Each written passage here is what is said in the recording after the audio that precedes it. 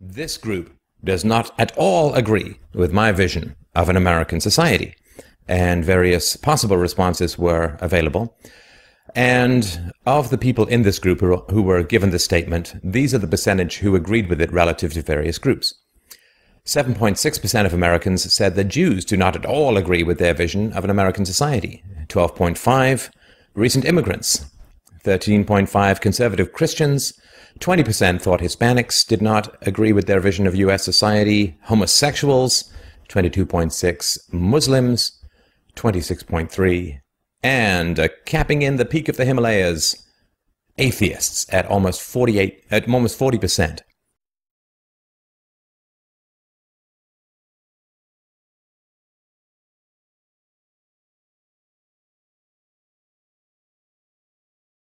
Says, I'm new to being a true Christian, and my fiance of 4 years has been with me through every step of my journey, but he hasn't always agreed with me because he's an atheist.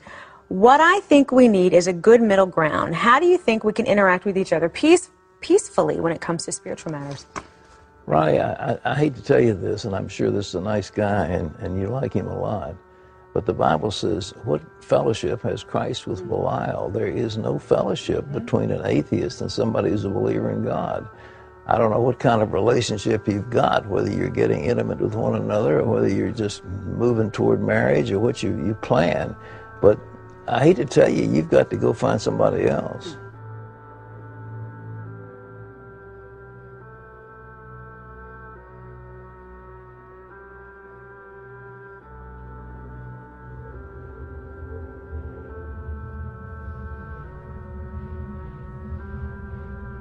You know, let them make fools of themselves in the public square and say a prayer for them. Yeah, but Michelle, if you let them do that, then over time they will have the control. That's my point.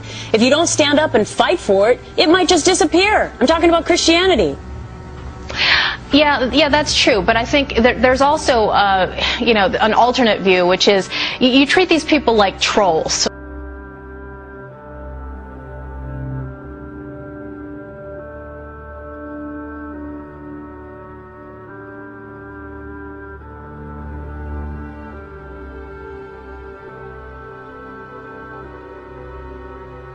So do you think atheists should keep their religious belief secret? They don't have any religious. What's their beliefs, period. What is their belief? What does an atheist believe? Nothing, right? I think this is such a ridiculous story. For his child, the child doesn't know what's going on, to try and get under God taken out of the Pledge of Allegiance. They are on the attack, and it's obnoxious, and they do need to shut up. Yeah.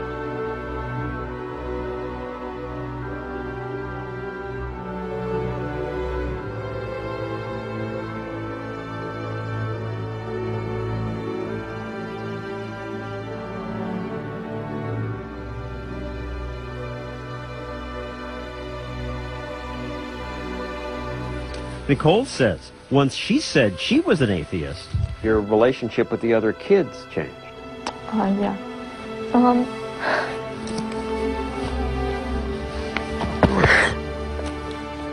Sorry to talk. It's all right, it's all right. I remember till I could cry.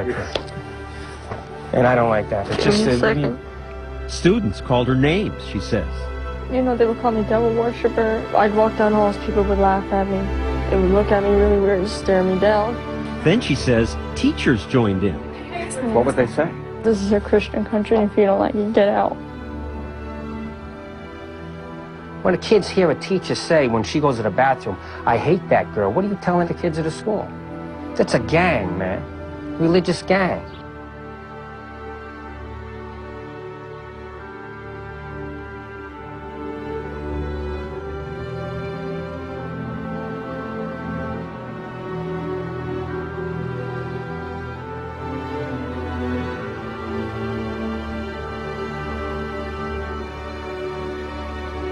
I was scared. I was beyond upset. I have never experienced such anger and hatred. This couple, we're calling them John and Jane Smith, are so afraid they asked us not to identify them. 2 years ago, they say the small Mississippi town where they lived turned against them after they complained to the principal of their son's public elementary school about class time devoted to Bible study and prayer. We were like pariahs. Nobody would speak to us. Nobody would let their children play with my son. The Smith story made local headlines when it was revealed that they were atheists, and soon after, tensions at the school escalated. We were absolutely isolated. People would drive by the house, park in front of our house, and stare like we were in a zoo. Eventually, they left town altogether. Seems like a nice place to live. We've got a nice place to raise them. And while some atheists try to hide their secular views, Gene and Mike Rice are atheists who've spoken out. As an atheist, I'm the last minority that it's okay to really bash or put down. The Rices say they've frequently encountered intolerance. We're regularly told that we're going to hell, that we're sending our children to hell. In the last town they lived, Jean Rice says soon after confiding her atheism to a friend, her landlord told the Rices they would have to move. Within a few days of my telling her that we are atheists, I started hearing from other people, "Oh, are you atheist?"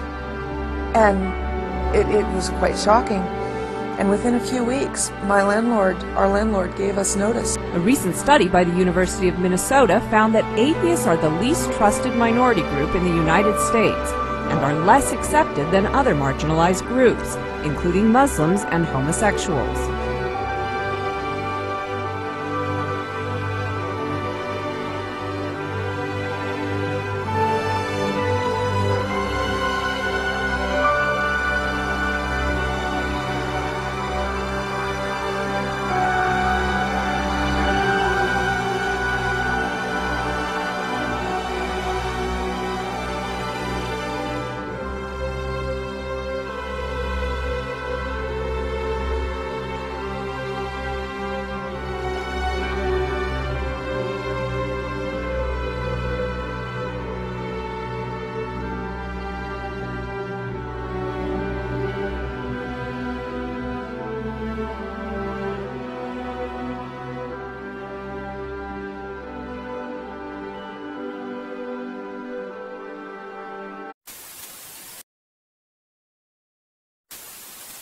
You say in the book that you wouldn't go out with a woman. I guess a woman should not go out with a man who doesn't believe in God. No, I mean, why would you? Well, do you believe that only people who are religious are ethical and moral?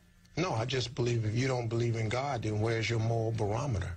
That's just me talking. I understand. You can believe what you want to believe, yeah. But if you're an atheist, you're basing your goodness and morality on what? I mean, but what is an atheist? I don't really get into that. You know, I've talked to people all the time. I'm an atheist. I just walk away. I don't know what to say to you. You know, well, an atheist is someone who doesn't quite believe that there is somebody out there, some God out there. Well, then to me, you're an idiot.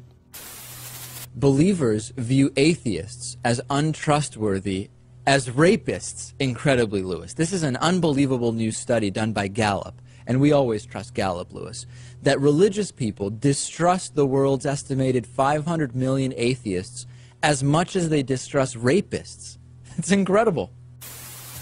Yeah, look, I'm friendly with a number of atheists, and some of them are awfully good company, pleasure to sit down and have a beer with. But I tell them directly, I do believe that atheists are parasites, in the sense they're benefiting from everything that religious culture has built in America, but they're doing nothing to add energy into the system. I have a lot of atheist friends, and they really suffer their atheism, I would say. In other words, they suffer the fact that they don't believe, because they know that the world makes a whole lot more sense if God does exist. But these, on the other hand, people like Richard Dawkins, are not these people who are suffering their atheism. They're pushing their ideas on the general public and saying, we who do believe are silly, we have no common sense, and they are the only elite who know what they're talking about. The American Cancer Society turned down a $500,000 donation from an atheist group known as the Foundation Beyond Belief. It's not just an atheist group. They're made up of non-believers, I would say. It's a secular group. And they wanted to basically donate some money to the American Cancer Society and do it as part of the Relay for Life program. Mm-hmm. And, you know, initially the American Cancer Society was all for it, and then all of a sudden they're like, yeah, we don't want to name you guys in the ballot. Like, they have like a program that names all the donors. Mm-hmm. They're like, so sorry, we're not going to take the money. But they didn't give a reason as to why they didn't want to work with this organization, right? So, I mean, you can only assume that the reason why they don't want to work with the organization is because it's an atheist, or I should say secular organization. Right.